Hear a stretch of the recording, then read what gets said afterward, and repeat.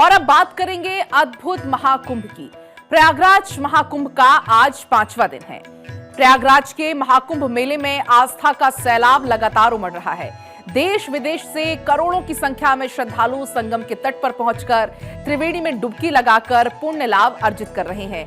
कल्पवासियों, साधु संतों और श्रद्धालुओं की भीड़ संगम के तट पर आस्था और विश्वास का अद्भुत नजारा पेश कर रही है। हमारे साथ आयुष है। आयुष लगातार डे 1 से वहां पर मौजूद है। एक तस्वीरें हम तक पहुंचा रहे हैं। आयुष, आज आप बताइएगा, आज 5वां दिन हो गया है, क्या कुछ तस्वीरें वहां से हैं? बिल्कुल पलक, इस समय हम शिवालय पार्क में मौजूद हैं जो संगम के अरैल साइड में है। और शिवालय पार्क की भव्यता देखिए, सभी ज्योतिर्लिंगों से जुड़े हुए जो मंदिर हैं उनको यहाँ पर बनाया गया है। और आप सोचिए, भगवान शिव की प्रतिमा के साथ ही शिवालय पार्क शुरू होता है, जो स्पर वाला हिस्सा है। उसके ठीक बगल में नंदी महाराज हैं, जिनका मुख जो है वो मंदिरों की तरफ है। और आप तस्वीरें भी देख सकते हैं। सबसे पहला जो मंदिर है वो केदारनाथ का मंदिर है। यहाँ से आप इसके पिछले हिस्से से ही आप देख सकते हैं मंदिर का जो कलश वाला हिस्सा है, जिस शैली में मंदिर बनाया गया उसी तरह से बिल्कुल सटीक यहाँ पर भी लोहे से और इसी तरह के जो मेटल्स हैं उनसे इस मंदिर का निर्माण किया गया है। और इसी तरह से दूसरे जो ज्योतिर्लिंग हैं उनकी भी रेप्लिकास जो हैं वो यहाँ पर बनाई गई हैं। उज्जैन महाकाल का भी मंदिर इसी तरह से यहाँ पर बनाया गया है। बैद्यनाथ धाम जो है वो भी बनाया गया है। और अलग अलग जो धाम हैं ज्योतिर्लिंगों से जुड़े हुए खास करके उनको यहाँ पर जगह दी गई है। ये महाकालेश्वर मंदिर उज्जैन का है। यहाँ पर पूरी डिटेल लिखी गई है, किस तरह से 13वीं शताब्दी में इसको नष्ट किया गया, 18वीं शताब्दी में मराठा दीवान द्वारा निर्माण कराया गया। कहाँ से आए आप लोग सर? सर हम एमपी से आए। एमपी से? जी। इसलिए उज्जैन वाले पे रुक गए क्या आप लोग? नहीं सर, घूम रहे थे इसलिए रुक गए। जी। कैसा है ये शिवालय पार्क, कैसा बनाया गया? बहुत अच्छा बना है सर। स्नान हो गया आप लोगों का? जी, वहाँ से करके आए सर, संगम से। जी। व्यवस्थाएं कैसी हैं? बहुत बढ़िया है सर। इस बार तकलीफ नहीं, कोई दिक्कत नहीं सर। लोग ठीक जी। स्नान कर पाए। आप लोग कहाँ से हैं? हम भी सर नरसिंहपुर से हैं, मध्य प्रदेश। सारा एक ही ग्रुप है क्या? हाँ, 7-8 जन हैं हम लोग। तो बहुत अच्छा लगा हमें यहाँ आने से। और क्या ज्यादा अच्छा है, संगम ज्यादा अच्छा है कि शिवालय? भी, शिवालय भी, और भी जो बाबा वगैरह हैं सब बहुत अच्छा है यहाँ। की साइड गए थे? खाड़ा साइड हम वहीं पे रुके हैं। 17 नंबर सेक्टर में हमारा डेरा है। वहीं कल्पवास करने आए हैं आप लोग, स्नान करने आए थे? हम 2 दिन के लिए टूर पे हैं सर। हाँ, आप कहाँ से हैं सर? मैं भोपाल से हूँ। भोपाल से हैं। कैसा लगा? बहुत ही अद्भुत अनुभव है। और विशेषकर इस स्थान पर आकर के ऐसा महसूस होता है कि 12 ज्योतिर्लिंगों की जो यात्रा है वो यहाँ आकर के जो अभी तक नहीं गए हैं उन्हें पूरा करता हुआ हम देख सकते हैं। ये बड़ा अनोखा बता दिया सर ने। कलाकृतियाँ जिस तरह से यहाँ रचित की गई है, ये अद्भुत सृजन है। उन शिल्पियों को नमन है जिन्होंने इस अनुकृति को गढ़ा है। उस संकल्पना को नमन है जिन्होंने भारतीय संस्कृति और सनातन को यहाँ जीवंत स्वरूप प्रदान किया है। कलाकारों की भी तारीफ की, देखिए ये इनकी सहजता है और इससे समझा जा सकता है कि कितना कला को समझते हैं। बताइए। कि सिर्फ 3 महीने के अंदर इसका निर्माण हुआ है। आप तो लोकल हैं, तो कैसे कैसे बना धीरे धीरे? सर सारा जो चीजें बनी हुई हैं ये वेस्ट मटेरियल से बना हुआ है। स्क्रैप और वेस्ट से? स्क्रैप और वेस्ट से। ये बहुत अच्छी बात, और ज्यादा खास बना देता है इसको। तो इस चीज को और अच्छा बना देता है टूरिस्ट के हिसाब से और सर बाहरी लोगों के हिसाब से। इतनी जल्दी इसका निर्माण हुआ है। आपने तो कई कुंभ देख ही हुआ होगा, इलाहाबाद से प्रयागराज भी होते हुए देखा आपने। इस बार बदलाव क्या है और भीड़ कितनी ज्यादा है? भीड़ सर शायद योगी जी की देन है कि भीड़ अनुमान से भी बहुत ज़्यादा है और उतना ही विकास हुआ है पहले की अपेक्षा। और 2013 का भी कुंभ हमने देखा है, 2025 का भी देखा है, 2001 का भी देखा हुआ है सर। इतनी उम्र है हमारी, उस हिसाब से सर जमीन आसमान का अंतर आया हुआ है प्रयागराज में। तो ये फर्क जो है पलक आप देख सकती हैं। इसी तरह से आगे भी कई लोग हैं, उनसे भी बातचीत करने की हम धीरे धीरे कोशिश करेंगे। और आपको भी जो 12 ज्योतिर्लिंग है, 12 ज्योतिर्लिंग जिनको कहा जाता है, उनके जो रेप्लिकास बनाए गए उनके एक तरह से दर्शन ही हैं। सामने गंगा माता और भगवान शिव से जुड़े हुए तमाम जो धाम है उनकी रेप्लिकास बनाए गए हैं। ये ओंकारेश्वर मंदिर का बहुत अच्छी बात भी कही थी वो जो घूमने आए हुए थे मध्य प्रदेश नर्मदा से, नदी के बीच कि जो लोग नहीं जा पाए हैं, 12 ज्योतिर्लिंग दर्शन नहीं कर पाए, वो इस माध्यम से कर सकते हैं। फिलहाल बहुत आपका शुक्रिया आयुष, पूरी तस्वीरों के लिए, बातचीत के लिए। और तस्वीरें आपको हम लगातार वहां से दिखा रहे हैं और ये तस्वीरें इस बात की गवाह हैं कि प्रयागराज महाकुंभ सच में भव्य है, दिव्य है। त्रिवेणी में एक तरफ जहां देश से श्रद्धालुओं का पहुंचना लगातार जारी है और वहीं विदेशी श्रद्धालु भी पहुंच रहे हैं। 4 तस्वीरें आप देख पाएंगे। सभी त्रिवेणी में पवित्र डुबकी लगाकर पुण्य अर्जित करना चाह रहे हैं। सनातन के संगम का अनोखा और दिव्य नजारा है जिसको देखकर पूरी दुनिया दंग है। हर दिन आस्था का एक नया रिकॉर्ड बन रहा है। साथ ही करोड़ों लोगों को यहाँ पर एक साथ देखकर दुनिया हैरान है। और ये 4 तस्वीरें हैं महाकुंभ का। चूंकि आज 5वां दिन है, पवित्र स्नान वहां पर लगातार लोग कर रहे हैं, भक्तों का सैलाब इन तस्वीरों के जरिए आप देख पाएंगे।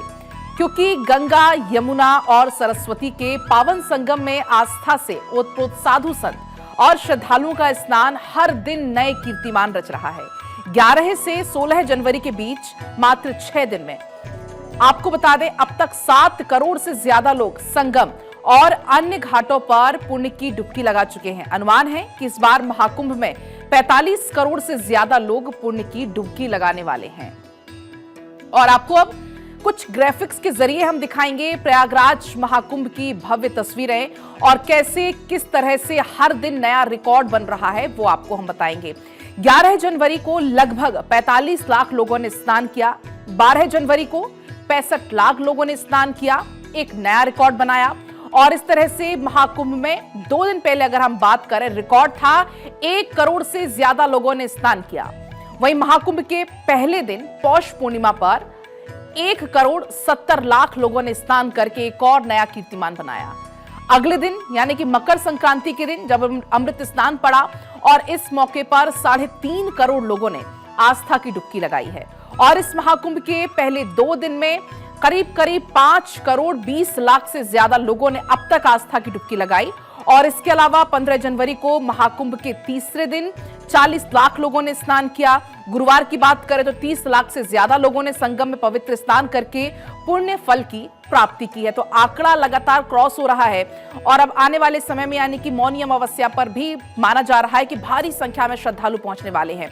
महाकुंभ में धर्म, संस्कृति और आध्यात्म का संगम देखने को मिल रहा है।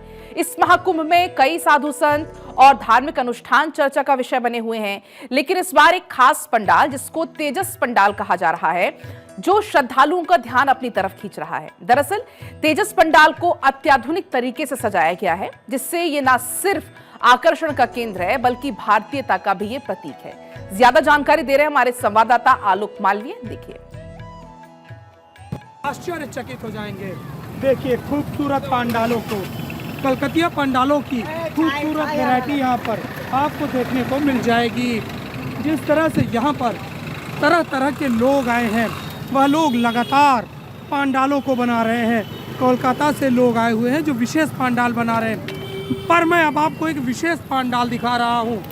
भक्ति शक्ति के साथ देशभक्ति का रंग आपके सामने मौजूद है। आप देख सकते हैं तेजस विमान को, जो कि सीधे आकाश में जा रहा है और तेजस पर तिरंगा शान से लहरा रहा है। इस तिरंगे को दूर दराज से लोग सैल्यूट कर रहे हैं और तेजस के गौरव से गौरवान्वित भी हो रहे हैं। संगम नगरी प्रयागराज में भक्ति शक्ति का ऐसा अनूठा मिलन देखने को मिल रहा है, जिसे देखकर लोग काफी प्रसन्न है। आपने देखा तेजस, कैसा लगा? बहुत अद्भुत है। कहाँ से आए हैं? हम आए हैं कुंडा प्रतापगढ़ राजा भैया से। अच्छा अच्छा, क्या देखा आपने? अरे जो अद्भुत जो व्यवस्था यहाँ पे दिया गया है वो अद्भुत है, सराहनीय है। योगी और तेजस के बारे में बताएं। बहुत सुंदर और अद्भुत लग रहा है और इस पे तिरंगा जो लहरा रहा है वो एकदम शोभा उसका बढ़ा रहा है। मैडम आपने देखा तेजस? मैंने तो आज ही आई हूँ, लेकिन देख के दूर से ही बहुत अच्छा लग रहा है। सीना दूर से अपने आप में बहुत गौरवान्वित महसूस होता है। मतलब देश के लिए एक अलग ही फीलिंग आती है देख के। क्या कहेंगे आप? बहुत ही गौरव की बात है, बहुत सम्मान की बात है। तो आप देख सकते हैं जिस तरह से संगम नगरी प्रयागराज में भक्ति शक्ति और इसके साथ देशभक्ति के रंग दिख रहे हैं। तो आइए कुंभ मेला प्रयागराज महसूस कीजिए यहाँ की सौंधी मीठी खुशबू को और शक्ति भक्ति और देशभक्ति में खो जाइए। आलोक मालवी, भारत 24, कुंभ नगरी प्रयागराज। तो प्रयागराज महाकुंभ में हर दिन आस्था और भक्ति के नए नए रंग देखने को मिल रहे हैं।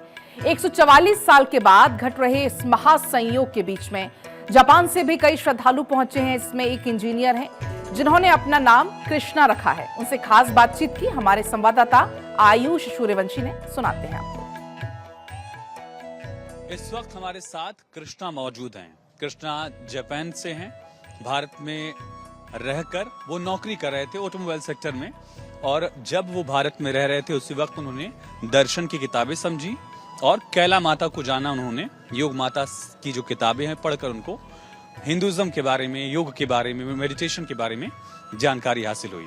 कृष्णा से ही समझने की कोशिश करते हैं, कृष्णा जी से, कि उनका इस सफर भारत की तरफ जापान से कैसे रहा। Krishna ji, what's your real name?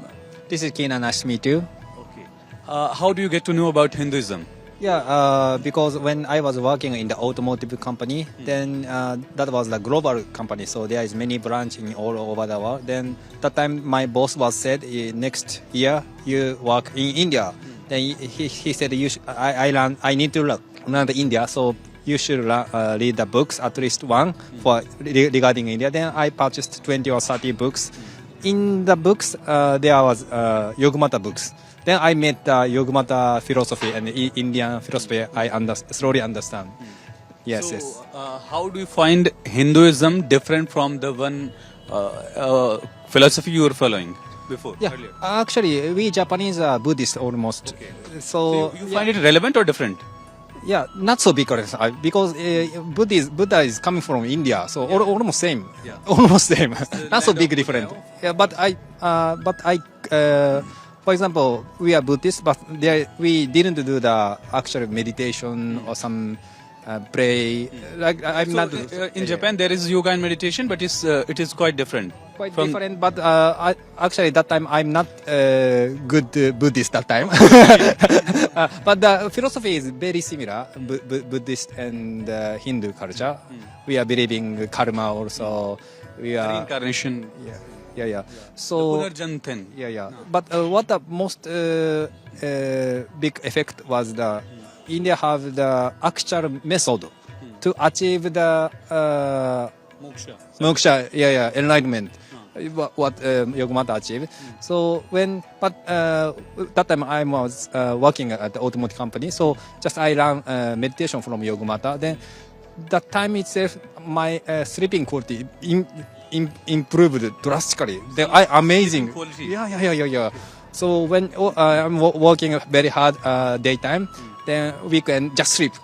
But when I started meditation from Saturday morning AM, wake up very clearly. No need to sleep. So No tiredness, nothing. No tired. So amazing. How just only a few months meditation, then my life drastically changes. Then no stress, peaceful. Even Kalamata is from the same country where you come from. So was that the more bigger thing for you, or that her teachings were greater for you? Yeah, because she's explained through Japanese, so very easy to understand. So Indian culture is mentioned in Hindi or English majorly. So Yogamataji is the Japanese, so is very simple word using. They explain. We easily understand what is the Sanatana Dharma, what is Indian philosophy, how to achieve samadhi. You had a privilege to understand and gain knowledge from her in Japanese also. Yes. Yeah. How do you find the Kumbh here? Is it the first time, I guess, for you? 6 years before I joined the Kumbh, Ujjain Kumbh Mela. Okay. Yes. और इसी के साथ फिलहाल वक्त एक बहुत छोटे से ब्रेक का आप देखते रहिए भारत 24।